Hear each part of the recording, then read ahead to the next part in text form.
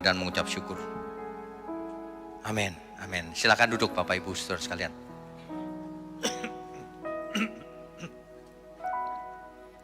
Selamat siang, Shalom. Tema di hari ini adalah perjamuan kudus. Subtema di siang hari ini adalah dampaknya, Saudara. Saudara, banyak orang tidak meneliti atau tidak teliti bahwa perintah Tuhan Yesus secara langsung itu ada dua. Yang menjadi bagian dari ibadah kita sampai hari ini. Dari sejak gereja mula-mula zaman para rasul sampai hari ini. Yang pertama, perjamuan kudus. Ya, perbuatlah ini untuk mengingat tentang aku. Yang kedua, baptislah mereka di dalam nama Bapa, Putra, dan Roh Kudus. Ada dua sakramen, makanya di gereja mula-mula ada dua sakramen. Apa itu sakramen? Sakramen adalah suatu lambang atau upacara yang kudus yang ditetapkan oleh Tuhan sendiri. Nah, makanya ada dua sakramen di gereja kita sebagai sarana anugerah bagi orang-orang percaya. Sayang sekali dengan berjalannya waktu dari zaman ke zaman, pengajaran-pengajaran sebagian menyimpang, sebagian hilang, yang murni sedikit. Kita berusaha kembali ke yang murni, saudara. Makanya kita pakai nama gereja mula-mula. Ya, kalau yang belakangan suka aneh-aneh soalnya. Perjamuan kudus ini ada latar belakangnya, saudara. Dulu waktu perjanjian lama, ada yang namanya perayaan Paskah. Paskah itu bangsa Israel memperingati keluarnya mereka dari perbudakan di Mesir. Perbudakan secara fisik, diperlakukan sebagai budak mereka. Nah, ketika dibawa Tuhan keluar, itulah yang diperingati sebagai Paskah. Paskah perjanjian lama itu. Nah, itulah pada waktu perayaan Paskah itulah Tuhan Yesus mengajak para rasul murid-muridnya untuk perjamuan terakhir. The Last Supper. Di perjamuan terakhir itulah Tuhan menjelaskan arti Paskah yang sebenarnya. Bayangkan kalau Tuhan hanya membebaskan Israel dari Mesir, buat apa? Kalau cuma itu saja buat apa, saya mau tanya. Bangsa Israel yang keluar dari Mesir, mereka binasa, saudara, di padang gurun. Hampir semuanya. Kecuali Yosua, Kaleb, yang lanjut dengan anak-anaknya.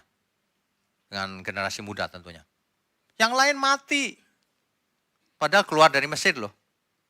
Percuma. Pembebasan dari perbudakan fisik itu nggak terlalu berarti.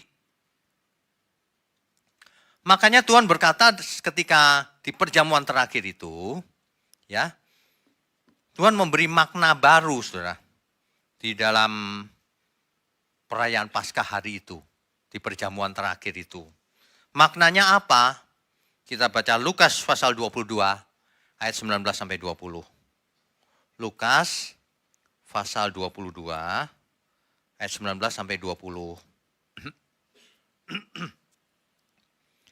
Lalu ia mengambil roti, mengucap syukur, memecah-mecahkannya dan memberikannya kepada mereka. Katanya, inilah tubuhku yang diserahkan bagi kamu. Perbuatlah ini menjadi peringatan akan aku. Kira-kira murid-muridnya bingung gak? Kan Paskah bukan itu. Paskah keluarnya mereka dari Mesir. Bersyukur kepada Tuhan. Tapi tiba-tiba Tuhan bicara begitu. Inilah tubuhku yang dipecah-pecahkan buat kamu, diserahkan bagi kamu. Perbuatlah ini menjadi peringatan akan aku. Perintah Tuhan secara langsung, kamu nanti buat ini ya. Menjadi peringatan akan aku, akan Tuhan Yesus. Nah, itulah makna baru yang diberikan Tuhan ketika di perjamuan terakhir itu. Yaitu perjamuan kudus. Ya. Lukas 22 tadi ayat 20-nya. Demikian juga dibuatnya dengan cawan sesudah makan. Ia berkata, cawan ini adalah perjanjian baru oleh darahku yang ditumpahkan bagi kamu. Para murid baru dengar sekali itu loh. Perjanjian baru. Memangnya ada banyak perjanjian? Banyak perjanjian. Allah membuat perjanjian dengan Adam di mana? Di Eden. Tapi Adam memberontak. Allah membuat perjanjian dengan umat Israel. Di mana? Di Gunung Sinai. Turunnya hukum Taurat. Itu perjanjian. Nah, kenapa Allah menurunkan perjanjian kepada bangsa Israel di Gunung Sinai? Sementara berlakunya. Sampai kapan? Sampai yang dijanjikan itu datang. Tuhan Yesus datang. Maka Taurat tidak berlaku lagi selamanya. Makanya dikatakan, aku datang bukan untuk meniadakan Taurat, tapi menggenapinya. Terjemahan itu kurang tepat. Yang benar begini, aku datang bukan untuk merusak Taurat. Enggak, untuk menggenapi. Apa itu menggenapi? Menggenapi itu menyelesaikan. Sudah selesai ya Taurat ya. Gitu. Sudah tergenapi, sudah terpenuhi. Sebab Taurat itu bayangan dari Kristus. Itu cuma bayangan. Benerannya Kristus. Jadi Kristus sudah datang, yang bayangan sudah nggak penting. Kalau perjanjian itu sudah lama, maka dia dekat pada kesudahannya. Karena ada perjanjian yang baru. Kenapa? Karena perjanjian yang lama, Taurat tidak bisa menyelamatkan. Yang bisa menyelamatkan, menyempurnakan itu perjanjian baru. Taurat hanya bayangan, dulu darah domba disembelih, dicipratkan di itu tabut perjanjian, ya kan? Itu cuman lambang. Darah domba nggak bisa menghapus dosa kita. Makanya di perjanjian baru, Yohanes Pembaptis berkata, inilah anak domba Allah yang menghapus dosa dunia. Bukan dosa sebagian orang, dosa seluruh dunia. Asal manusianya bertobat. Kalau nggak bertobat, dosa tidak dihapus oleh kematian Tuhan Yesus. Nah, tapi nggak semua Pak, semua. Kalau menolak ya salah sendiri. Kan begitu ya. Nah, kembali ke perjamuan kudus, perjamuan terakhir ini. Jadi perjamuan terakhir ini Tuhan menekankan bahwa inilah perjanjian yang baru. Yang dimateraikan oleh darahku. Kita semua ditebus bukan dengan barang fana, tapi dengan darah Tuhan Yesus sendiri. Perjanjian yang materainya darah Tuhan Yesus, darah Tuhan. Gak ada loh perjanjian yang seperti itu. Ini perjanjian terakhir, saudara, perjanjian baru. Kalau orang tidak ikut perjanjian yang baru ini, dipastikan ia binasa. Pasti. Sebab ini sudah habis-habisan Tuhan Yesus mati untuk kita. Kalau orang menolak, binasa. Ya, jadi perjamuan kudus itu lambang, bukan hanya keluar dari Mesir. Kalau dulu keluarnya bangsa Israel dari perbudakan di Mesir, kalau perjamuan kudus, keluarnya kita dari perbudakan oleh dosa. Oleh dosa. Beda. Ya, itu perjanjian baru. Jadi bukan hanya berupa ritual, oh ritual nih, liturgi. Bukan. Perjamuan kudus tidak hanya bersifat liturgis. Tetapi perjamuan kudus ini ada makna yang dalam di dalamnya. Artinya apa? Jangan dirubah-rubah. Kalau Alkitab berkata A, yes A. Jangan punya ide sendiri. Wah ini jangan-jangan berkhasiat ini menyembuhkan sakit gigi. Jangan-jangan ini berkhasiat menyembuhkan kanker. Jangan ngarang-ngarang saudara ya. Bertobatlah, jangan sok pinter kau itu. Gak pinter, sok pinter. Alkitab bicara apa dirubah-rubah. Aneh-aneh manusia zaman sekarang. Makin lama makin aneh saya lihat. Waduh. Ya. Hari ini saya mau tekankan sekali lagi makna dan dampaknya apa dalam hidup kita. Kalau orang mengerti hal ini, Dia berubah, saudara. Dahsyat dia perubahannya. Manusia itu nggak berubah dari dulu sampai sekarang. Udah puluhan tahun jadi Kristen, ngaku percaya, nggak berubah sama sekali. Karena nggak menghayati arti perjamuan kudus. Perjamuan kudus dianggap enteng, kayak upacara doang gitu. Makanya jangan pernah ada yang ambil bagian dalam perjamuan kudus. Kalau hidupnya tidak kudus. Kalau tidak mau hidup benar. Gak usah ambil. Ya, makanya kalau kita ambil, aku mau Tuhan hidup kudus. Gitu, meskipun belum kudus juga. Tapi niatnya sudah jelas, aku mau Tuhan. Minta ampun yang lalu. Kan gitu. Kita itu dimasukkan ke dalam perjanjian yang baru ini, saudara. Perjamuan kudus ini dilakukan oleh gereja mula-mula dulu di zamannya para rasul. Sampai hari ini. Bayangkan, ada nggak kegiatan yang dilakukan dari dulu, ribuan tahun, sampai hari ini? Nggak ada. Nggak ada. Perjamuan kudus. Artinya apa? Yang kita lakukan ini dulu dilakukan para murid. Turun-temurun. Sampai hari ini itu bukti bahwa Tuhan Yesus dulu pernah melakukan perjamuan kudus. Bukti nyata. Kalau catatan kan ini zaman dulu catatannya salah kali gitu. Enggak. Ini dari bulan ke bulan terus dilakukan. Nyambung sampai hari ini. Kalau orang sampai tidak percaya juga, enggak ada pilihan lain. Memang pantas binasa. Orang manusia itu yang binasa itu memang pantas binasa. Sebab Tuhan sudah lakukan semuanya. Kurang apa lagi sih? Ya, kurang apa? Apa yang belum dilakukan Tuhan? Sudah semuanya. Kita yang belum melakukan bagian kita. Ayo kita hidup kudus. Tuhan tidak minta uang kita. Tuhan minta kita berubah. Jadi anak Bapa di surga yang menyenangkan gitu loh. Jangan yang nyebelin. Banyak orang itu nyebelin tau gak? Alkitab bicara A, enggak. Melawan sama Alkitab. Heran ya. Tapi itu nyata loh. Aneh tapi nyata. Kalau saya seminar, di sini ada seminar 7 natur kebenaran. Itu yang komentar jelas tuh. Wah, aneh-aneh itu. Padahal ayatnya ada loh. Berani ngelawan ayat lama-lama. Perhatikan orang kalau disesatkan ya. Lama-lama dia berani ngelawan Tuhan Yesus, berani ngelawan ayat. Gitu-gitu. Fakta di depan mata. Kok masih gak percaya ya? Kok dibawa ke kegelapan tuh gak? Bisa kurang ajar sama Tuhan Yesus. Itu kegelapan itu. Hati-hati ya, perhatikan bagaimana engkau hidup. Jangan seperti orang bebal, tapi seperti orang arif bijaksana. Kan gitu, hidup cuma sekali aja kok bebal. Contohnya sudah ada dulu bangsa Israel. Bangsa Israel dulu dilihatin laut terbelah. Bukan cuma lihat, mereka jalan di tengah-tengah laut yang tanahnya kering. Kiri kanannya seperti akuarium. Ada ikan, ada macam-macam. Coba bayangkan, kita pernah gak kayak gitu? Gak pernah. Tapi mereka pernah. Tapi itu pun tidak menolong. Mereka semua banyak yang memberontak, akhirnya binasa di padang gurun. Makanya jangan fokus pada mujizat. Salah itu.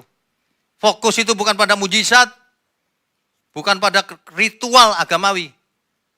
Fokus itu pada perubahan akal budi, perubahan sifat, perubahan natur.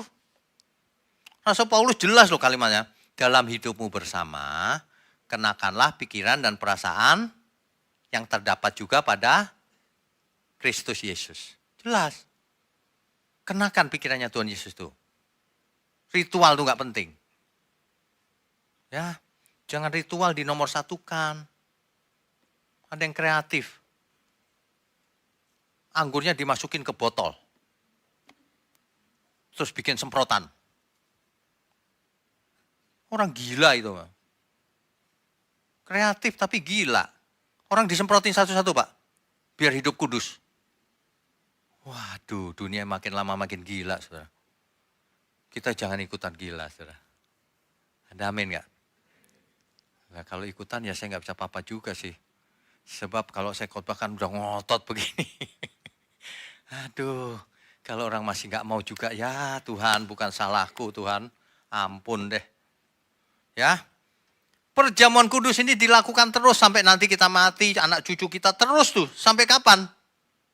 Sampai Tuhan Yesus datang kembali yang kedua kali. Itu maksudnya. Ya. Jadi di Kisah Rasul 2 ayat 42, di situ diceritakan bahwa jemaat mula-mula dulu di zamannya para rasul, itu sering berkumpul, berdoa, belajar firman Tuhan, dan memecah-mecahkan roti. Apa itu memecah-mecahkan roti? Perjamuan kudus. Nah, gitu. Jadi perjamuan kudus itu bagian penting sejak dulu, bukan sekarang-sekarang aja. Ya. Hari ini kita terus melestarikan perjamuan kudus. Karena itu perintah Tuhan Yesus sendiri.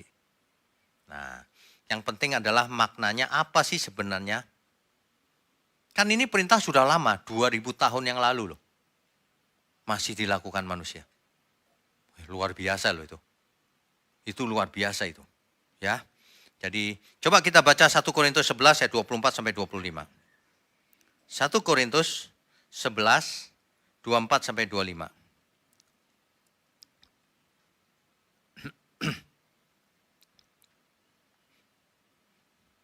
Dan sesudah itu ia mengucap syukur atasnya. Ia di situ Tuhan Yesus, saudara.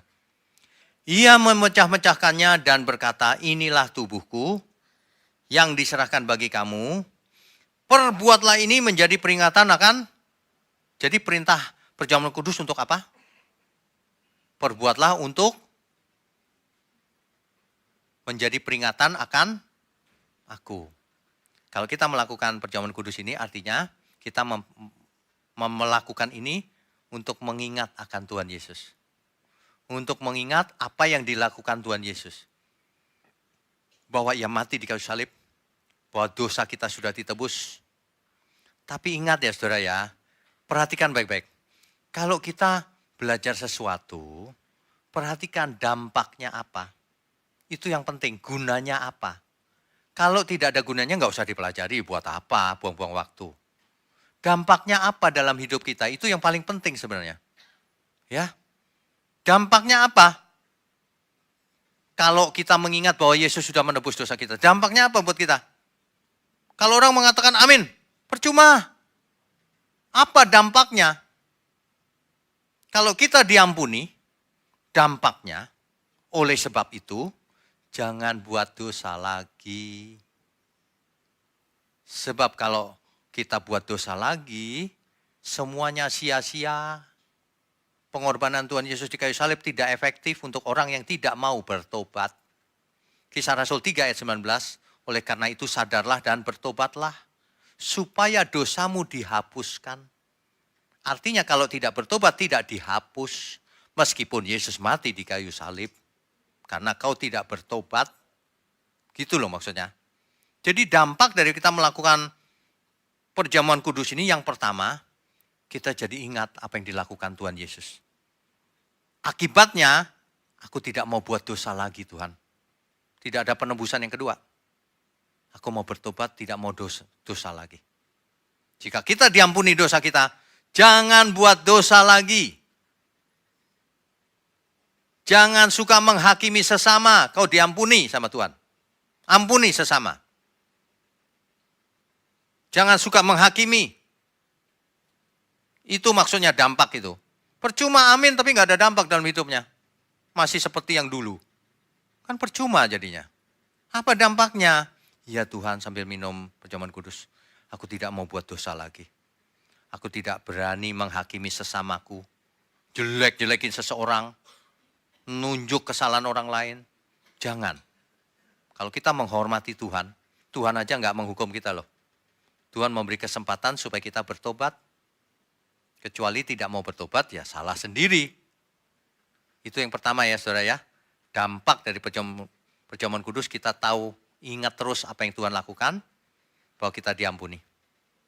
Akibatnya kita juga harus mengampuni orang yang bersalah kepada kita. Dan jangan buat dosa lagi. Itu yang pertama dampaknya. Berikutnya, ayat berikutnya, tadi ayat berapa tadi?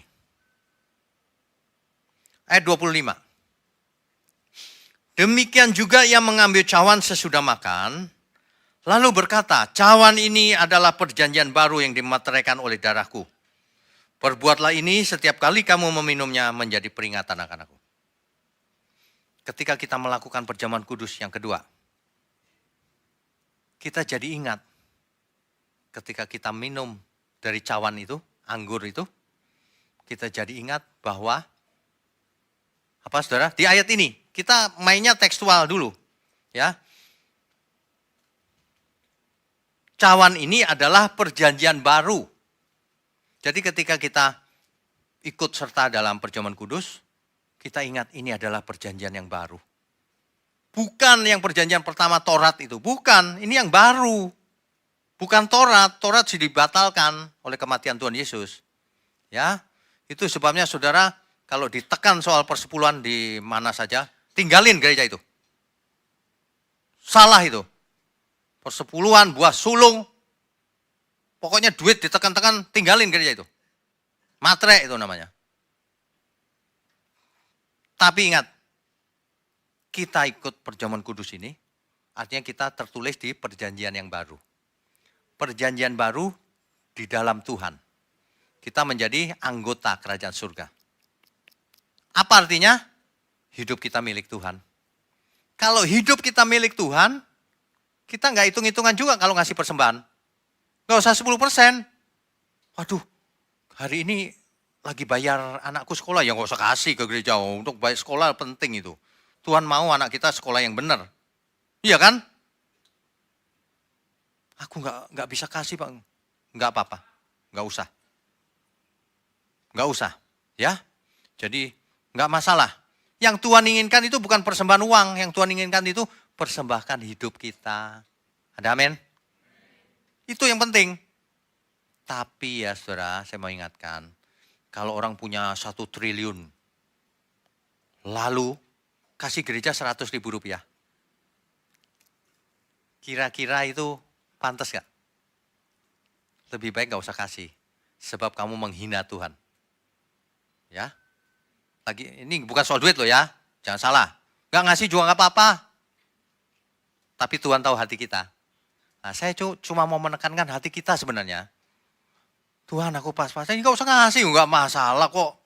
Gak masalah, sama sekali gak masalah. Tapi ya itu kalau banyak banget gak ngasih sama sekali, ya itu urusan kau juga, saya gak akan neken. Kita gak akan neken juga kok, gak masalah. Tapi itu masalah dengan Tuhan. Karena hatinya pelit. Di mana hartanya berada, di situ hatinya berada. Kan gitu kan? Makanya kalau saudara, tapi aku gak mau kasih persembahan ya, kalau gitu jangan jadi orang kaya. Kalau jangan jadi orang kaya, biar gak ngasih, gak apa-apa. Kalau kaya harus siap menjadi berkat juga. Gitu loh maksudnya, ya. Tapi jangan curiga, di sini saya nggak lagi ngumpulin persembahan. Jadi kalau saudara nggak percaya sama gereja ini, persembahan uangnya kasih gereja lain. Tapi firmannya dengar di sini aja, biar benar. Ada amin nggak nih? Amin, kasih gereja beneran, gereja lain. Enggak lah, itu terserah saudara, yang tulus saja, ya. Kita mau benar itu intinya. Soal uang nggak usah ditekankan, apalagi disuruh ngutang. Kamu belum bayar kan persepuluhan bulan lalu. Loh, kok gereja jadi penagih hutang? Waduh, banyak orang sebenarnya hubungi saya, Pak saya takut ke gereja sekarang. Loh gimana sih takut, kenapa? Saya belum bayar 2 bulan persepuluhan, nggak punya duit soalnya, nggak punya kok suruh bayar. Waduh, udah gitu kalau nggak bayar persepuluhan di gereja ditandai. Kalau dia masuk gitu ya, asarnya gini. Disalamin tuh gini. Ini beneran ada yang cerita sama saya. Disebarin namanya di gereja. Yang itu nggak bayar persepuluhan tuh. Ya udah nggak dianggap sama dia. Nggak dianggap. Ini gereja apa ini? Aneh-aneh aja dunia ini. Hari ini mari kita bertobat, saudara. Saudara kalau melakukan itu bertobatlah. Sebelum kita semua mati. Kalau sudah mati sudah terlambat. Ya. Kesempatan kita masih hidup, dikasih ikut perjamuan kudus. Bertobat. Jangan jadi orang jahat begitu. Persepuluhan ditekan-tekanin duit. Nggak perlu, kalau jemaat dewasa dan punya berkat ya pasti dia mendukung pekerjaan Tuhan, pasti. Nggak usah disuruh-suruh, biar orang menjadi dewasa. Gitu loh maksudnya. Ya, perjamuan kudus ini dari zaman ke zaman terus disampaikan supaya semua orang di segala zaman tahu apa yang kita lakukan. Ternyata orang Kristen itu melakukan perjamuan kudus itu untuk mengingat akan apa yang Tuhan lakukan. Oh, penebusan dosa di kayu salib. Itu kan? Nah, jadi kalau kita baca ayat tadi, itu dari ayat itu saja kita sudah dapat. Oh, rupanya mereka sedang ikut perjanjian yang baru bersama Tuhan. Yang dimateraikan oleh darah Yesus. Kita kalau tahu hal ini, saudara. Artinya nama kita tercatat di perjanjian itu. Saudara pernah lihat perjanjian nggak ya? Pihak 1, pihak 2, gitu kan? Ada namanya kan? Perjanjian yang baru, nama kita ada di situ. Ada amin? Mantep itu. Kalau Taurat mah nggak usah, itu aja perjanjian yang baru bersama Tuhan Yesus.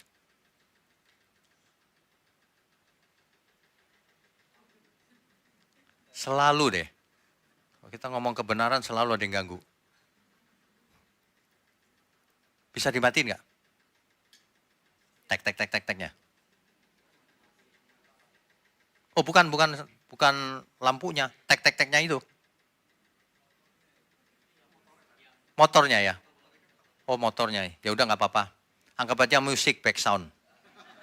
Tek-tek-tek-tek-tek-tek-tek. Metronom. Saudara ya, kita itu orang yang sangat beruntung. Orang yang sangat diberkati. Ikut perjamuan kudus. Nanti kalau sampai surga, oh ya namanya ada. Gitu loh. Makanya saudara nggak usah terlalu, wih hebat kalau mujizat. Mujizat itu kecil bagi Tuhan. Murid Tuhan waktu itu, para rasul hari itu, cerita sama Tuhan Yesus, Tuhan, itu ternyata ada orang loh Tuhan yang bukan bagian dari kita, kelompok kita. Mereka mengusir setan loh pakai namamu Tuhan. Wah kayaknya hebat gitu ya. Tuhan jawabnya apa? Kamu jangan suka, jangan gembira kalau setan takut sama kamu. Tapi kamu gembiralah kalau namamu terdaftar di surga. Itu baru mantap. Amin ya saudara ya. Sebab ada banyak orang bernubuat demi nama Tuhan. Mengusir setan pakai nama Tuhan.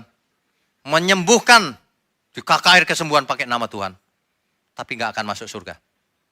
Jika tidak melakukan kehendak Bapanya yang di surga. Matius 7 ayat 21 sampai 23 itu. Kalau orang cuma show, nggak bakalan ke surga dia. Kalau nggak melakukan kehendak Bapa kita yang di surga. Yang penting perbuatannya, yang penting faktanya. Mana imanmu? Mana buktinya imanmu? Mulut, bukan perbuatan. Sebab iman tanpa perbuatan, mati imannya. Percuma. Mengaku beriman itu percuma kalau tidak ada perbuatannya. Ya. Ketika kita melakukan perjamuan kudus, dicatat lagi yang kedua.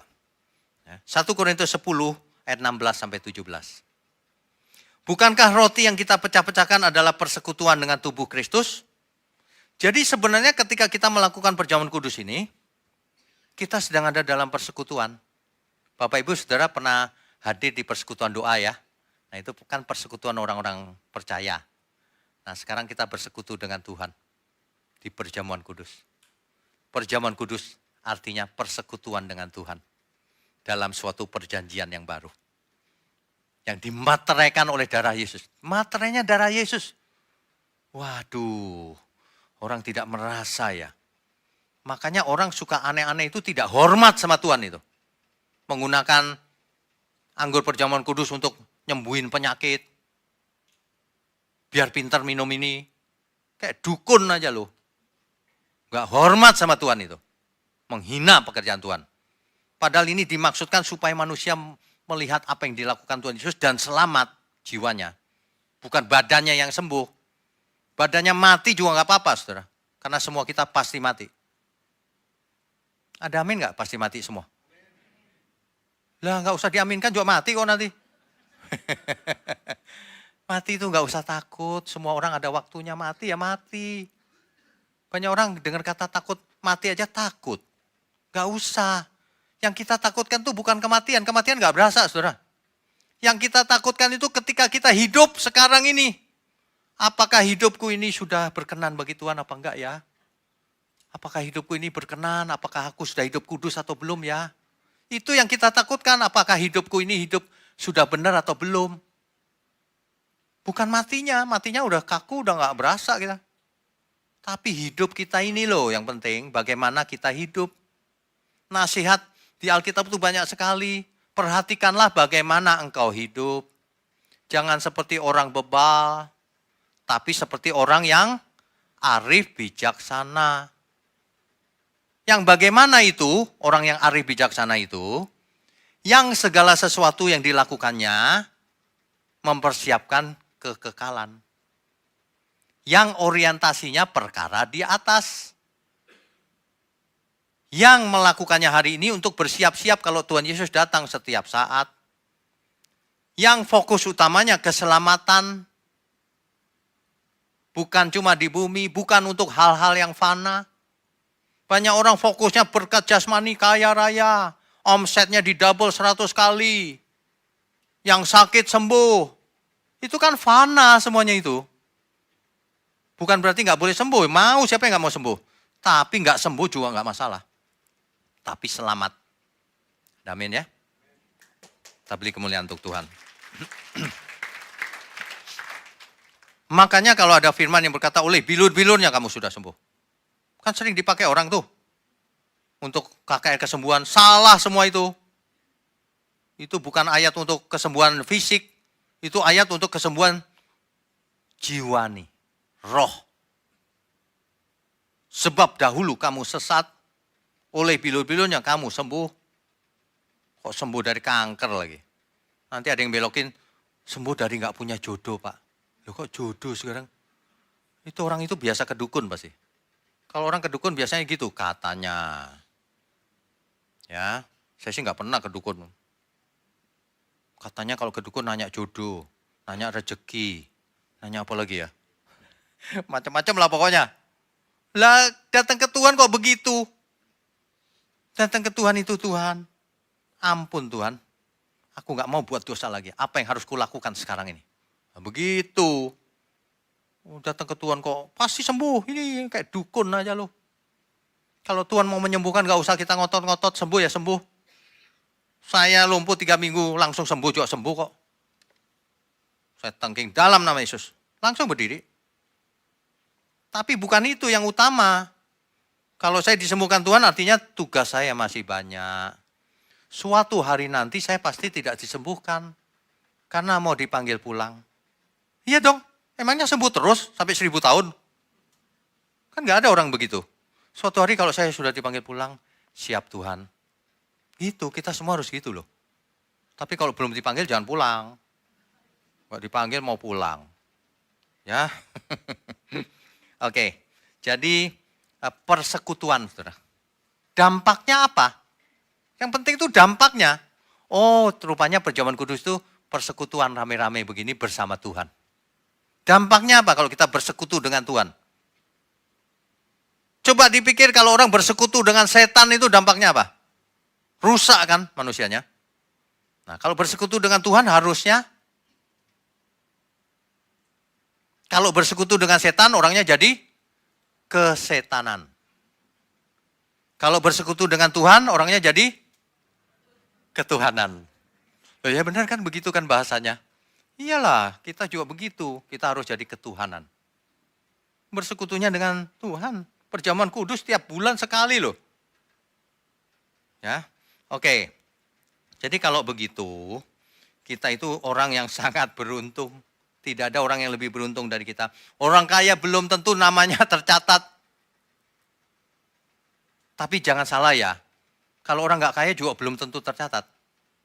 Yang tercatat itu yang melakukan kehendak Bapakku yang di surga, kata Tuhan Yesus.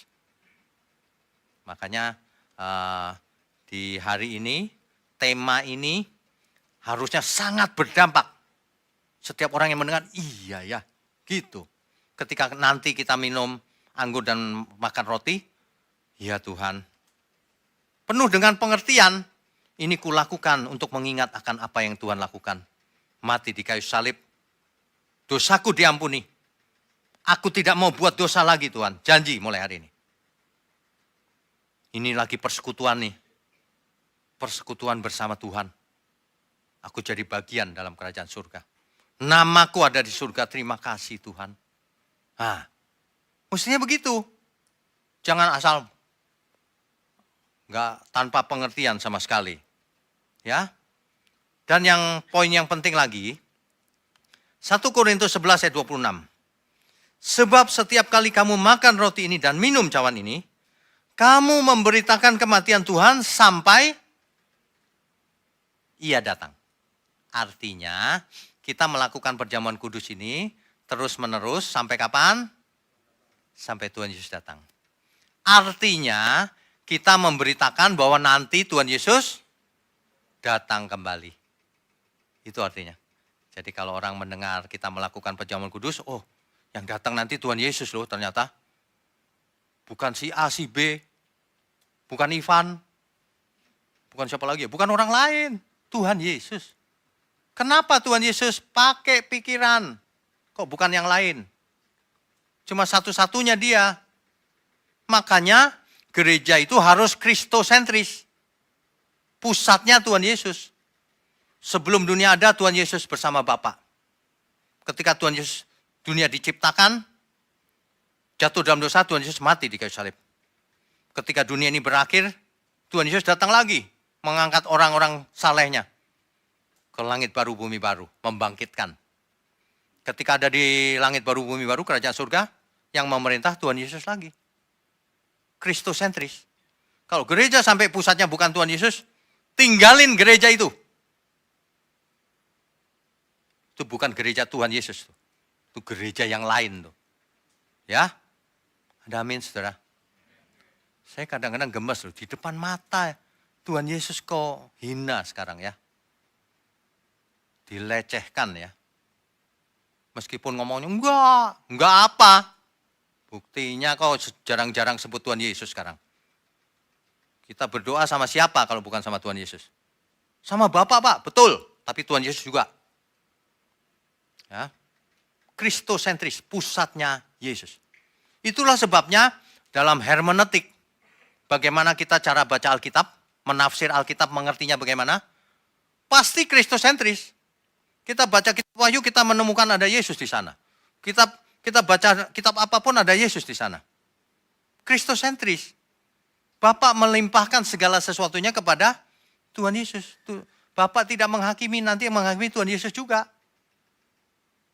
Semuanya tentang Tuhan Yesus loh. Makanya kita disebut Kristen. Pengikut Kristus. Kalau kamu nggak ikut Kristus, kamu jangan sebut Kristen. Kamu sebut aja aliran apa gitu.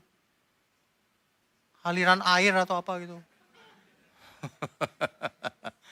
Habis bikin lagu ya. Aduh, ini bagaimana ya. Kita memberitakan kematian Tuhan sampai Ia datang kembali dengan melakukan perjamuan kudus. Ya. Jadi dengan demikian kita mengerti maknanya. Dampaknya apa? Yang penting itu dampak, saudara. Di dunia ini banyak orang pintar teorinya. Tahu ini, tahu itu. Doktor teologi. Ya, tapi ternyata pin-pinbo. Pintar-pintar bodoh. Di depan mata ada ayat dia nggak ngerti. Sementara orang yang nggak sekolah dikasih ayatnya, ngerti dia. Waduh, luar biasa loh. Disclaimer ya, ini tidak ngomongin siapapun ya, jangan baper di luar sana. Ini bicara soal kebenaran. Sebab penyesatan sudah ada sejak abad pertama di zamannya Tuhan Yesus. Sudah dari dulu banyak yang ngajar Yesus itu cuma manusia biasa, kayak kita. Dulu nggak ada di surga. Cuma lahir aja namanya Yesus. Tapi karena baik diangkat jadi Tuhan. Wedan itu mah. Itu pengulangan penyesatan abad kedua itu. Di abad kedua ada yang namanya aliran adopsionis. Artinya manusia biasa diadopsi oleh Allah Bapa, diangkat jadi Tuhan gitu loh. Nggak ada manusia dijadikan Tuhan. Yang ada Tuhan mengosongkan diri, mengambil rupa manusia, jadi manusia. Setelah selesai tugasnya balik lagi jadi Tuhan. Itu yang ada. Selain itu sesat itu pasti. Kalau sakit hati jangan dengerin ini. Kebenaran itu nggak pandang bulu, saudara. Kebenaran itu lebih tajam daripada pedang bermata dua. Bisa memisahkan jiwa dan roh. Nggak mau silakan. Saya sudah janji sama Tuhan. Kalau saya bicara apa adanya. Saya nggak pernah cita-cita jadi pendeta. Saya kasih tahu. Kemarin ada yang nanya saya kemarin sore. Pak, dulu waktu kecil cita-cita jadi pendeta ya? Enggak. Pendeta lagi. Dulu saya cita-citanya jadi pendekar lagi. Gak pernah, bener gak pernah. Pendeta. Cita-cita saya dulu waktu masih kecil ya. Nanti kalau aku besar bikin robot. Elektronik. Insinyur. Makanya saya sekolah teknik kan, elektro. Saya sempat bikin robot itu tuh. Tangan yang bisa begini-begini. Terus lampu lalu lintasnya otomatis. Di mana yang padat lalu lintasnya nyala hijaunya lebih lama otomatis. Dan seterusnya. Zaman dulu. Tahun 86 kali. 86 udah lahir belum yang lain? Itu waktu itu saya sudah bikin itu. Tapi setelah lulus, dunia kok begini ya. Belajar lagi itu banyak. Akhirnya gini loh, saya itu dari kecil sudah Kristen sebenarnya. Dari kecil, umur 3 tahun kali ya, saya diserahin ke gereja di samping saya. Rumah saya samping gereja soalnya. Diserahin di situ, ya udah sejak itu saya sekolah minggu nggak pernah absen sekalipun, rajin banget, gitu. Tapi ketika besar sempat nggak ke gereja lama juga. Terus saya gini tuh, Tuhan, tolong dong Tuhan, siapa yang benar yang bisa aku ikuti, kan gitu kan? Saya liatin, kenapa begitu? Saya liatin si pendeta A ini kok dukun ini mah, aneh-aneh. Yang kedua ini kok pelawak ya. Melucu melulu. Kayak badut aja nih. Yang ini, ini kok Alkitab gak dihormati ya. Ngomongnya aku mendengar suara Tuhan terus ya. Rupanya dia deket Tuhan, tetangga kali ya. Wah, saya tahu itu pembohong semua itu. Makanya saya berdoa sama Tuhan, Tuhan kalau gitu pakai aku aja Tuhan. Nanti aku katakan apa yang ada di Alkitab. Orang mau suka, mau enggak, mau musuhin saya enggak peduli. Sebab kita enggak butuh orang lain, kita butuh Tuhan. Amin ya. Kita beri kemuliaan untuk Tuhan. Kalau mau ikut Tuhan Yesus harus bayar harga, saudara. Dicaci maki kiri kanan, enggak apa-apa, enggak rugi apa-apa kita. Ya beneran. Kan banyak yang mencaci maki, ya biarin aja lah. Biarin. Kan bumi ini kan seperti rumah sakit jiwa raksasa. Iya, kayak rumah sakit jiwa raksasa itu. Kok saudara ke rumah sakit sakit jiwa, kan pasti saudara dituding-tuding. Baru datang gitu ya. Terus,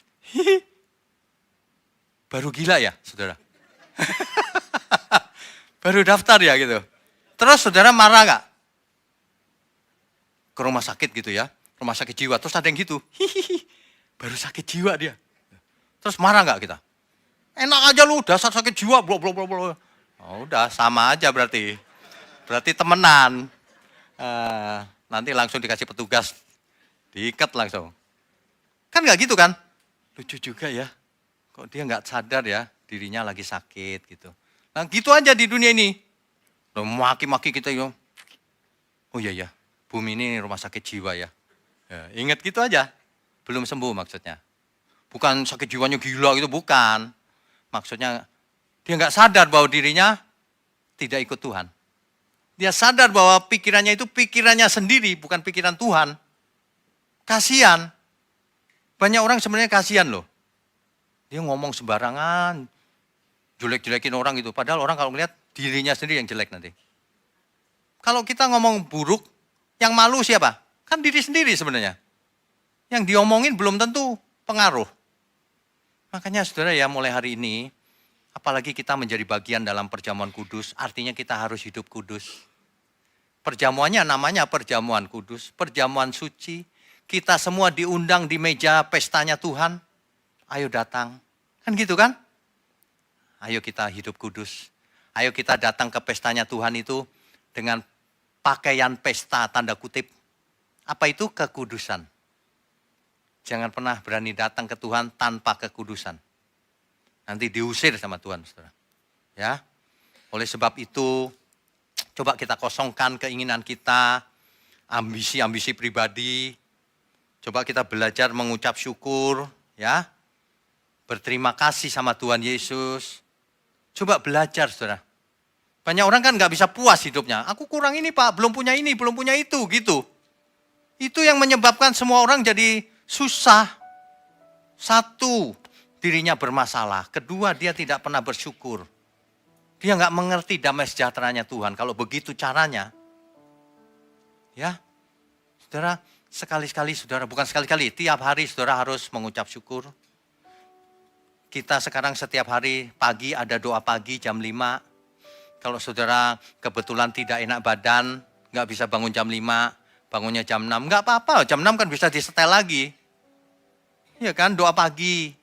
Ada doa pagi, ada doa malam, renungan malam, ada apa lagi ya? Online Bible study setiap Rabu malam. Belajar Alkitab lengkap tuh, detail, urut lagi. Ya kan?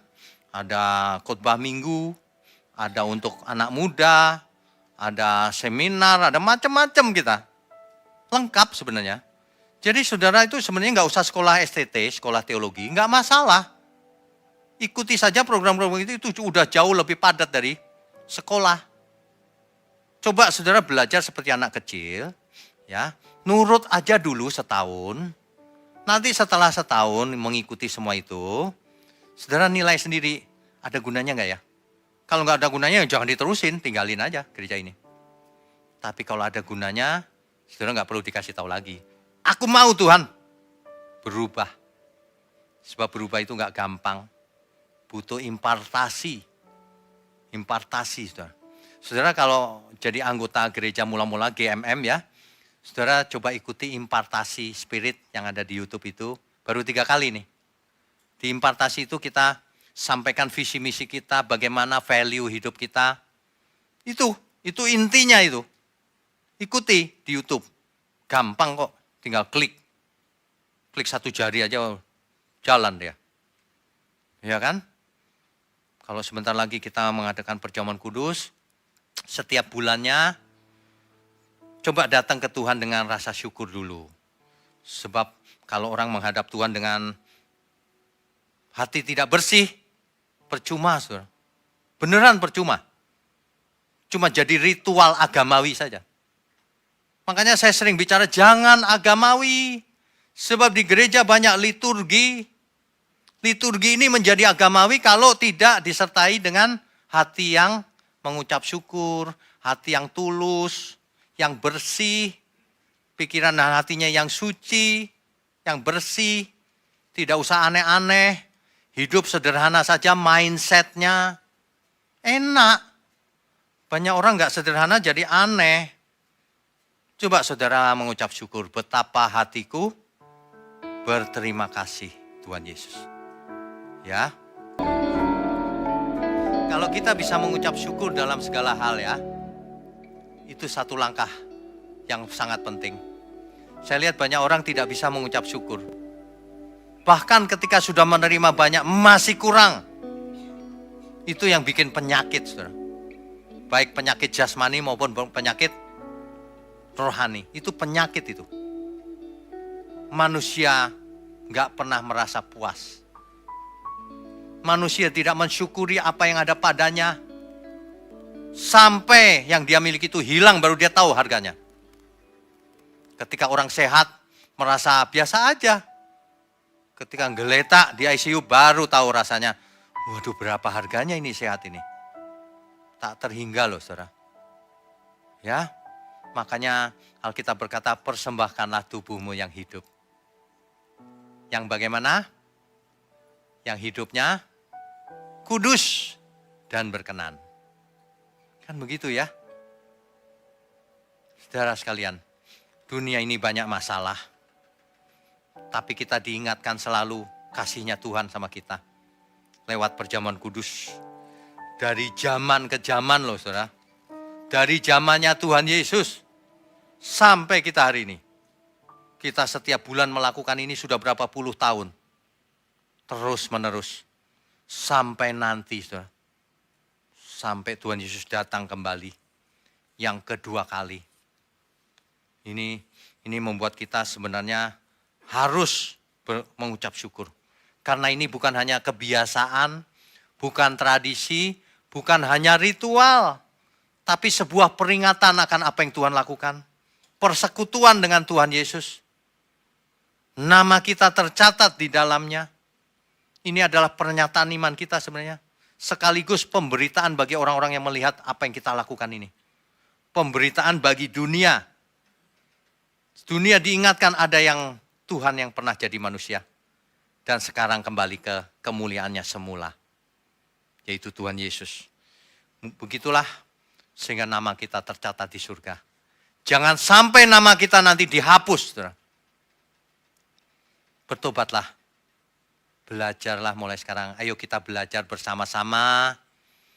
Ayo kita serius ikut Tuhan. Jangan buat dosa lagi mulai sekarang. Belajar mulai dari hal kecil, bicara yang benar. Berkelakuan yang benar. Jangan agamawi. Ya, jangan munafik. Di gereja amin-amin, di luar gereja enggak amin. Aman malah. Itu waduh, saudara. Ya. Sekali lagi, mari kita bersama-sama belajar terus, saudara. Jangan melakukan segala sesuatu, apa artinya enggak tahu. Udah tahu artinya, udah dilakukan?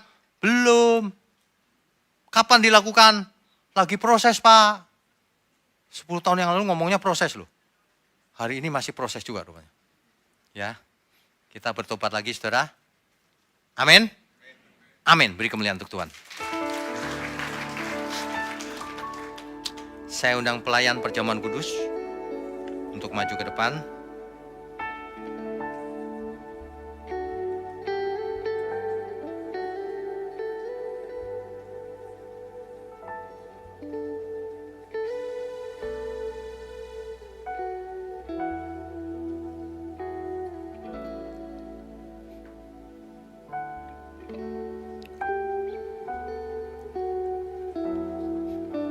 Saudara, perjamuan kudus adalah undangan dari Tuhan Yesus untuk kita datang ke meja Tuhan.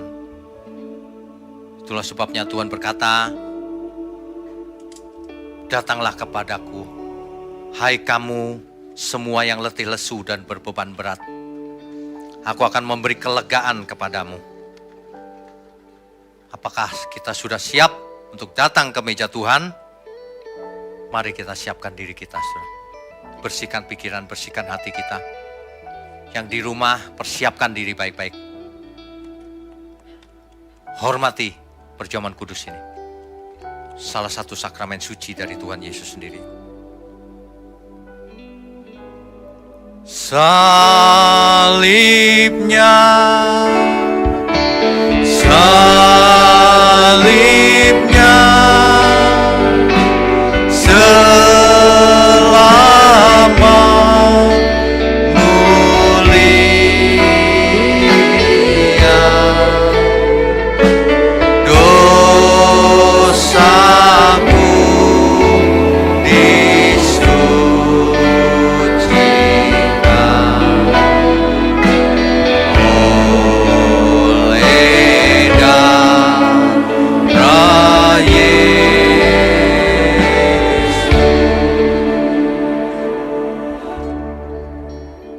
Bapa kami yang di surga, kami mengucap syukur untuk anugerah Putra Tunggal-Mu Tuhan Yesus yang sudah menebus kami.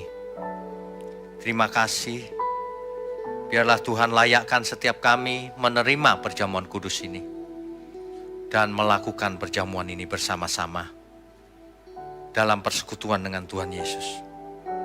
Terima kasih Tuhan. Mari para pelayan perjamuan kudus bagikan roti dan anggur kepada seluruh yang hadir saat ini. Bapak Ibu Saudara sekalian yang ada di rumah, silakan mempersiapkan diri, roti dan anggur. Kalau anggur tidak ada bisa diganti dengan teh sebagai lambang saja.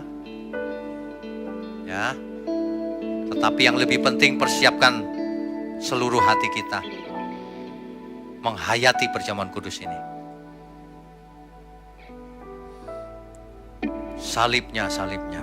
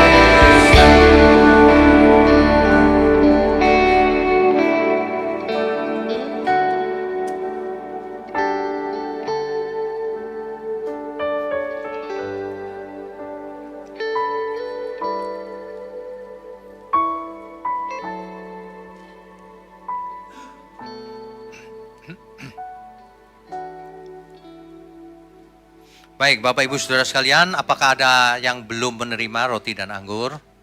Kalau ada silakan angkat tangannya. Sudah semua? Yang di bawah sudah ya? Sudah ya, oke. Baik, saya undang semua untuk bangkit berdiri.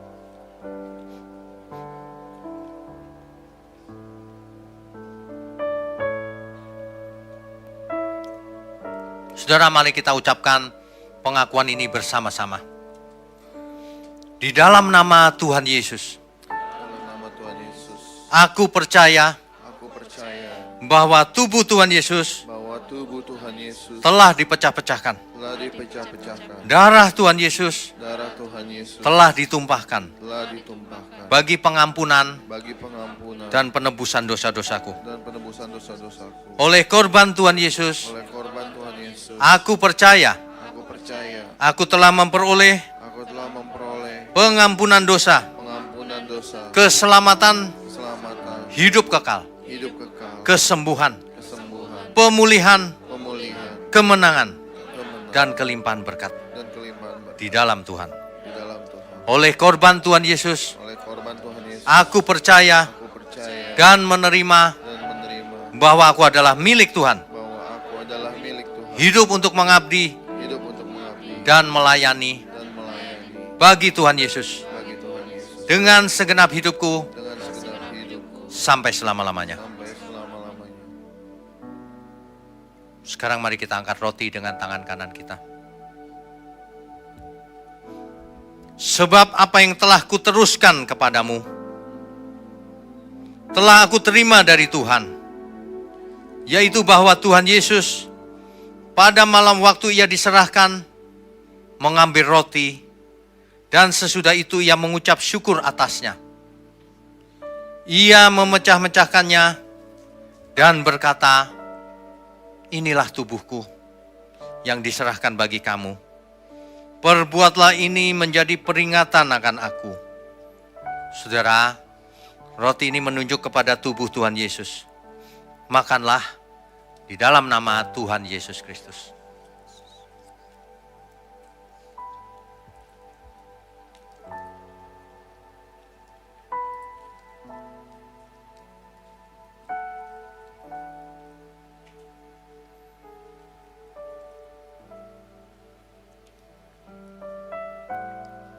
Sekarang mari kita angkat anggur dengan tangan kanan kita. Demikian juga ia mengambil cawan sesudah makan, lalu berkata, cawan ini adalah perjanjian baru yang dimeteraikan oleh darahku. Perbuatlah ini setiap kali kamu meminumnya menjadi peringatan akan aku. Sebab setiap kali kamu makan roti ini dan minum cawan ini, kamu memberitakan kematian Tuhan sampai ia datang. Saudara, anggur ini menunjuk kepada darah Tuhan Yesus. Minumlah di dalam nama Tuhan Yesus Kristus.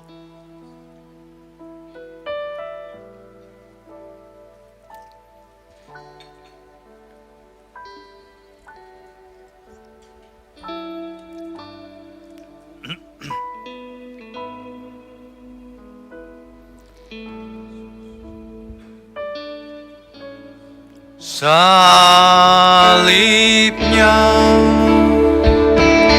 salibnya,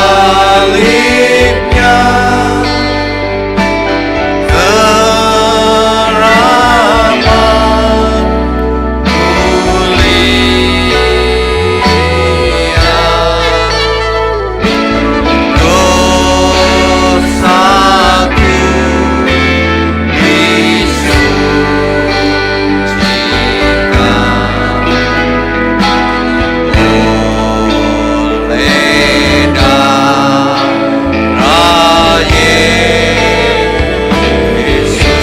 dosaku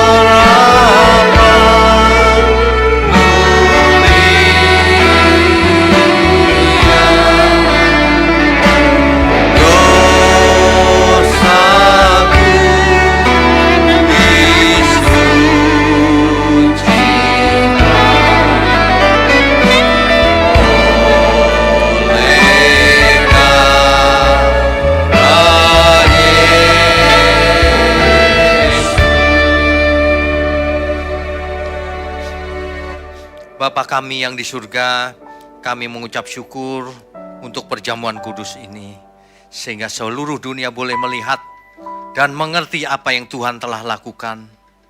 Sehingga semua orang diingatkan keselamatan tersedia hanya di dalam Tuhan Yesus Kristus.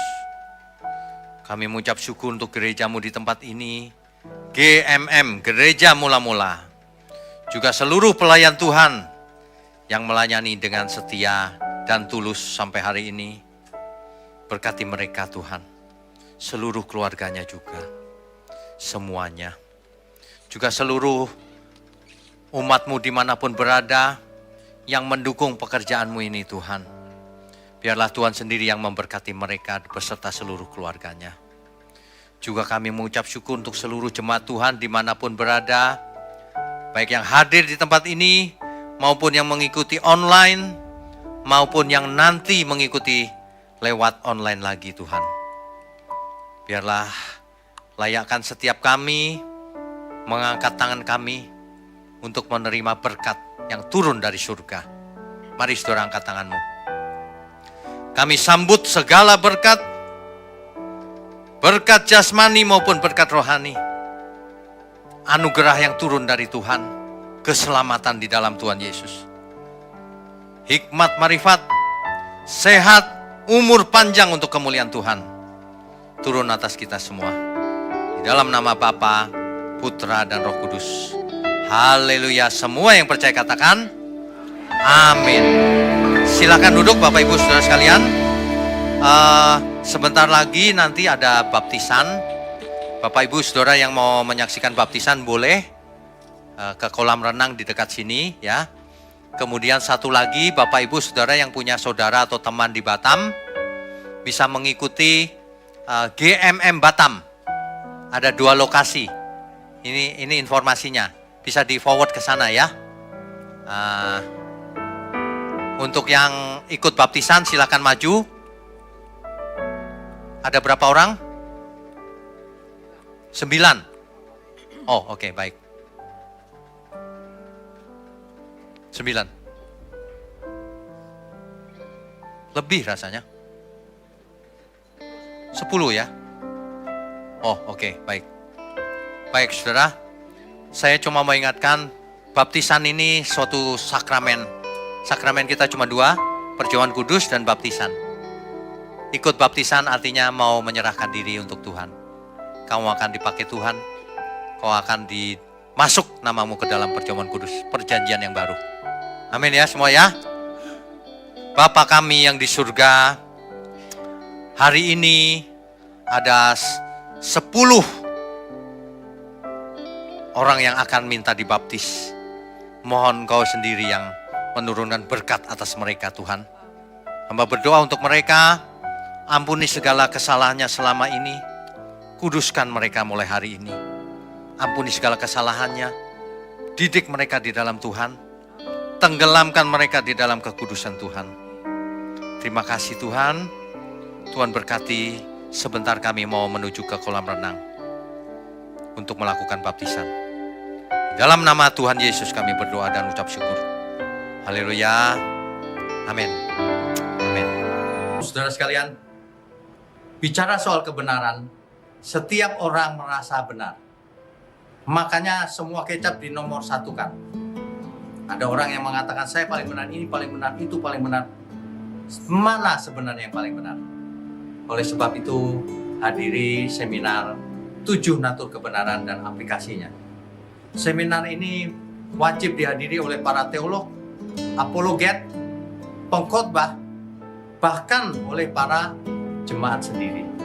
Agar kita bisa membedakan manakah yang benar, manakah yang salah. Inilah alat uji kebenaran yang sangat objektif dan alkitabiah. Pastikan saudara ikut. Dan ajak seluruh saudara dan sahabat-sahabat. Bapak-bapak dan ibu-ibu yang terkasih dimanapun berada, yuk kita belajar pelajaran Alkitab bersama secara online. Setiap hari Rabu jam 7 malam bersama pendeta Bapak Wignio Tanto secara online, bisa melalui Zoom. Tetapi kita harus mendaftarkan dulu ke nomor berikut ini. Selamat bergabung dan Tuhan Yesus memberkati.